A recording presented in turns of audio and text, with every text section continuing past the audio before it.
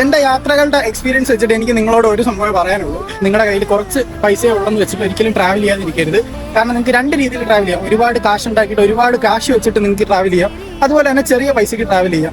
എൻ്റെ ഒരു എക്സ്പീരിയൻസ് വെച്ചിട്ട് ചെറിയ പൈസയ്ക്ക് ട്രാവൽ ചെയ്യുന്നതാണ് അടിപൊളി.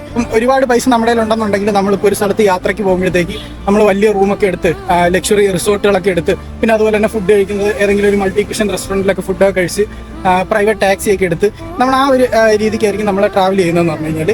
പക്ഷേ ഒരു ചെറിയ പൈസയ്ക്ക് അല്ലെങ്കിൽ നമ്മുടെ ഉള്ള പൈസയ്ക്ക് ചെറിയ രീതിക്ക് ട്രാവൽ ചെയ്യുമ്പോഴത്തേക്ക് ആൾക്കാരുമായിട്ട് നമ്മൾ കമ്പനിയാവും.